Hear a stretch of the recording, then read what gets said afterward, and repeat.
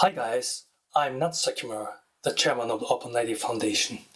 It's really unfortunate that I can't be with you live today. It's because it's like 3 a.m. at where I am in Tokyo. But rest assured, I'm going to upload this video onto my YouTube channel so that you can actually ask questions if you wanted to. Now, today you're going to learn 3 things. 1. My take on what is self-sovereign identity. And the second one is how self-issued OP, we call it SIOP, copes with it. And number 3, the next step. So, without further ado, let's get into it. What is self-sovereign identity? I will start with the easy part. Identity. In a community, it's defined as a set of claims related to an entity. In general, there are many identities per entity. Here, you need to remember 2 things. First, there are many identities mapping to an entity in general. A lot of people mistakenly think that there is only one identity per entity. That is false. The second often found mistake is to conflate identity and identifier. Identifier is a label that uniquely identifies the entity in the set of entities. So, please be careful not to conflate them. Now, the hard part. Self-sovereign. Sovereign, according to Merriam-Webster, is defined like this. Among them, what we mean by in this context is definition 1b, one that exercises supreme authority within a limited sphere. This limited sphere is the self.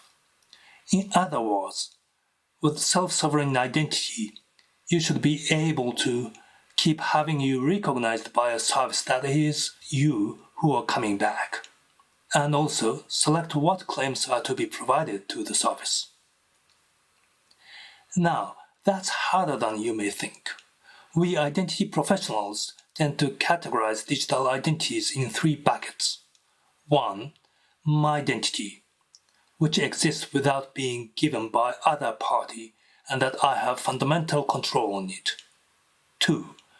Our identity, which usually is given by somebody else, but I can still use for my own purpose as well.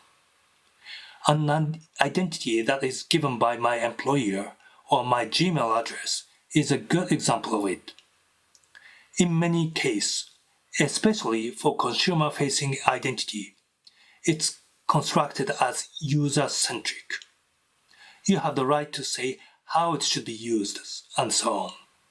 However, the fundamental right to the identity is on the organization and not on me. It may be taken away by the organization. Number 3, the identity, which is the data about me, but I have no way to use it. My information in the company CRM system is an example. We cannot use their identity, so the choice is between my identity and our identity. But what if the identity you are using was our identity, the current mainstream identity? If they delete or ban your account, you will disappear from the internet, and naturally, your access to the service will be denied. To avoid that, I need to use my identity so that I can keep presenting me as me, and the service can keep recognizing me as long as I want. It is an identity that will not be taken away, at least completely. It provides an ability for me to keep saying that it is me to the party I have a relationship with, without respect to what other party says. Typically, it can be achieved by letting the service recognize me using the public key I generated to verify that I hold a private key. This forms the baseline of a self-sovereign identity. However, this is not enough. To build a relationship with another entity, you often need to disclose some claims about you.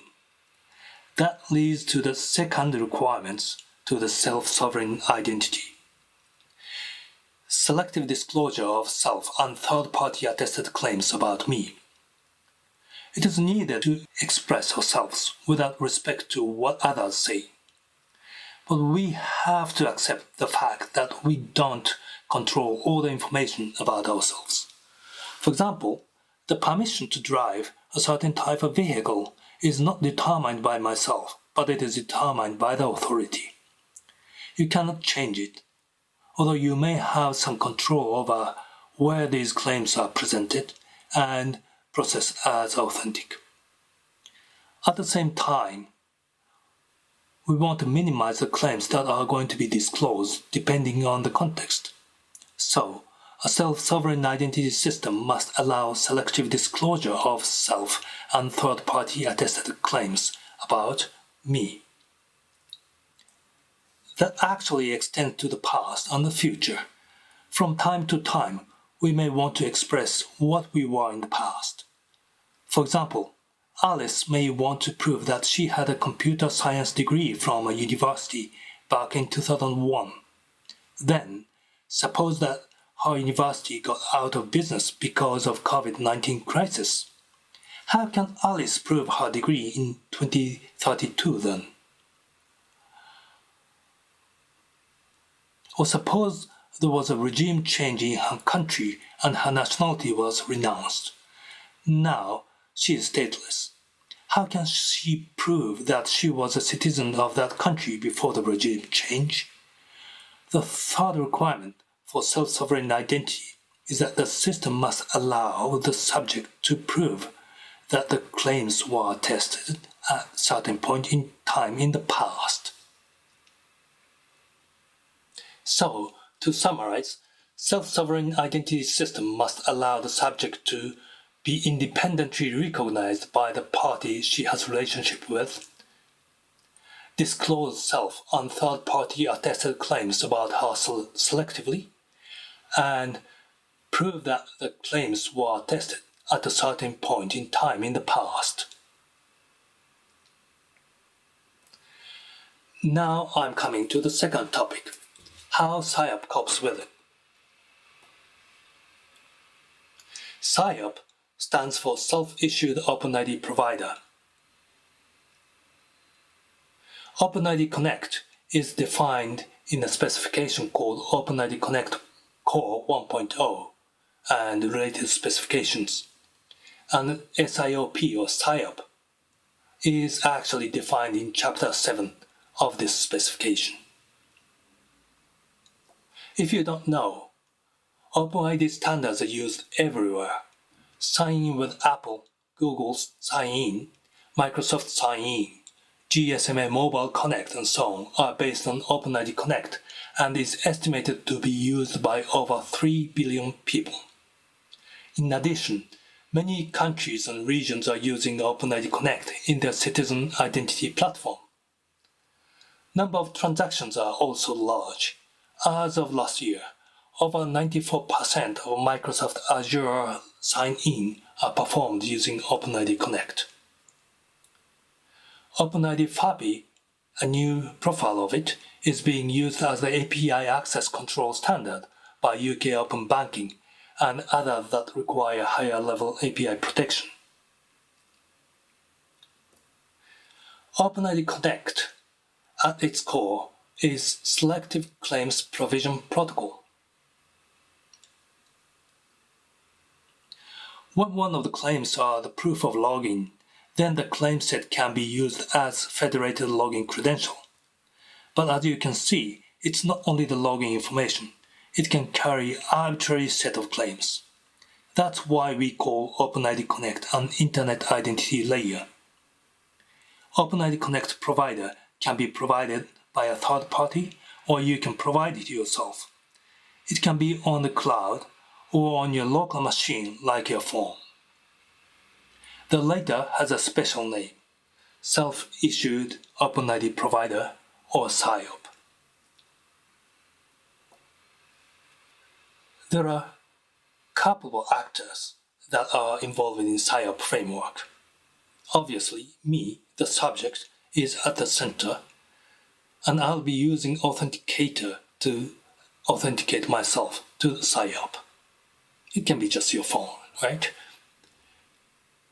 And then there's an IDP or OP program, OpenID provider application, which is running on your local machine like your phone or PC or Mac. And then there are claims provider. Claims provider is a party which can attest the claims about you. And finally, there's a relying party at which you actually subscribe to the services. So these are the main actors of SIOP framework. If you look closely, there are two legs in it. Leg 1 is between the relying party and SIOP here. And then leg 2 is between SIOP and claims provider. With this in mind, let's go into how things happens in SIOP framework. In the preparation phase, the first thing that happens is that SIOP gets registered to the dynamic or static claims provider. And then to bind your SIOP to the claims provider, you need to perform OpenID Connect authorization authentication. So the SIOP as a client sends OIDC authorization authentication request to the claims provider. And then claims provider asks you, would you like to authorize that access? And obviously, I would say, yeah, sure. So that it will be granted. And as a result, access tokens and optionally refresh tokens are provided to my SIOP. That's the preparation phase. Now, in the usage phase, the client first asks the SIOP, who are you? And then I will issue a user info request with access token that I got in the previous phase to the claims provider. Then the claims provider returns user info as a JWT, JWT token. And that JWT will be included in the ID token that is going to be provided to the client. Now, when you look closely, there are a couple of problems that need to be solved. The issue number 1 is binding a sub in ID token in leg 2 to that of leg 1, especially when in pairwise pseudonymous ID identifier, PPID, or ephemeral identifier is being used against the client. The JWT, which is provided by claims provider, actually has to have the PPID as UID in the token itself. Otherwise, the client cannot verify that the party, the entity that is identified in the ID token is the same person as that was described in the JWT within it. Second issue is the collection minimization. In the regular user info endpoint, there is no way to constrain the information that is going to be returned to the request. It will be okay to filter them at SIOP if it wasn't signed JWT. But in this case, because those values in JWT has to be verified by the client, the token is signed, and therefore we cannot do the filtering at the SIOP level. So the token actually has to be minted specifically for this particular request. To achieve that, we actually have to send a list of claims to the claims provider, and then claims provider mints the JWT that includes only what is being asked this time. Now, there is no specification that achieves this right now, and we are writing it as of today. So if you are interested in that kind of development, please come to the OpenID Connect working group and discuss.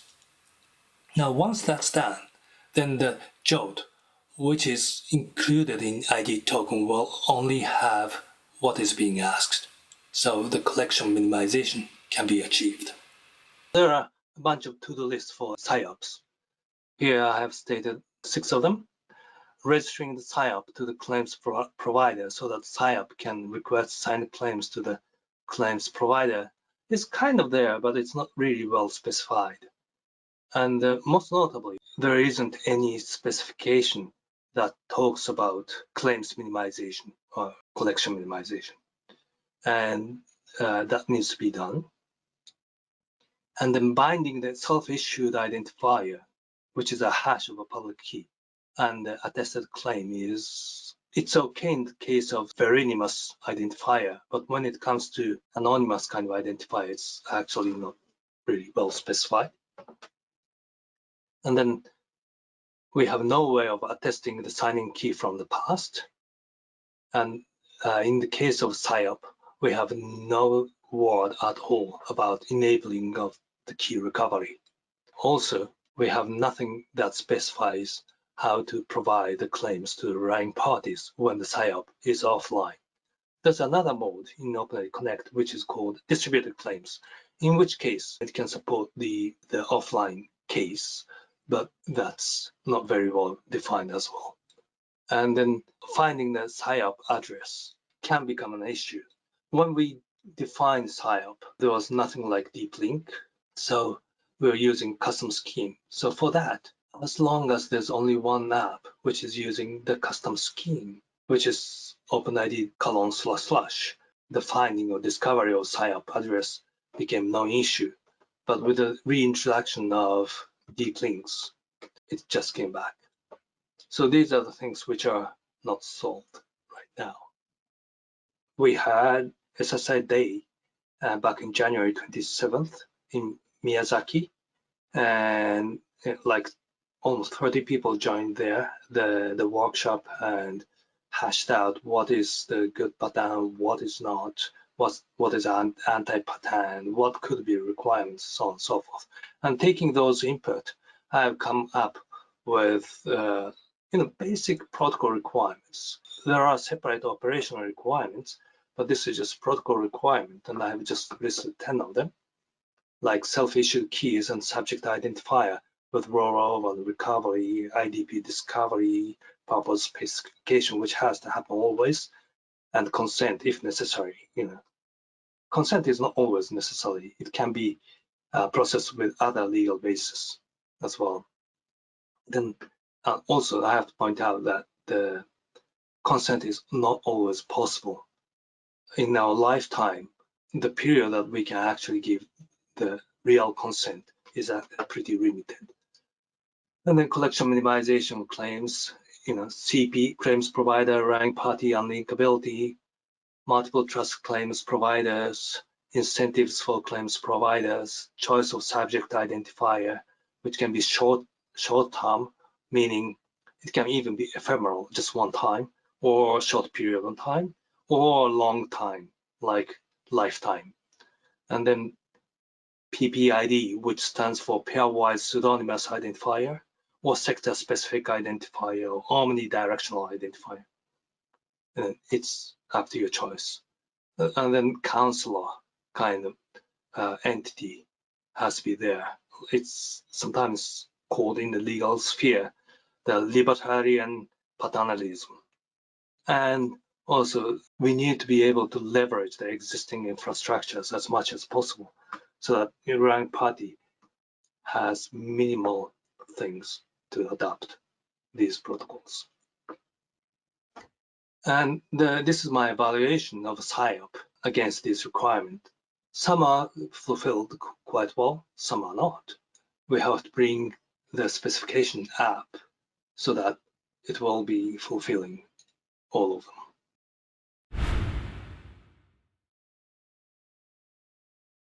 So last week, we had the first ever SIOP virtual meetup. It was very well attended. The ticket just went like crazy. Within 2 hours or so, all the tickets were actually sold out. Over 100 people came along. That was actually almost everybody registered. And people from diverse background like Decentralized Identity Foundation, Kantara Initiative, Microsoft, myself, with various implementation came along and shared the problems. And in the end, we decided to work together to solve these problems as quickly as we can. So we are going to convene the workshops and also start working on those items in OpenID Connect working group. I think we are going to form a sub-working group besides it because it's a big group now.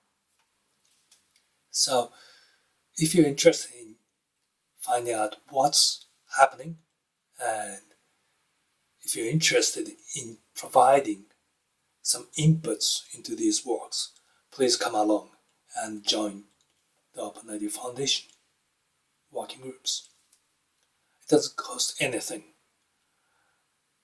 What you have to do is just to agree that you don't sue the implementations. Here are some additional information that you could actually use. So I'm really looking forward to meet you in our working group or some other venue.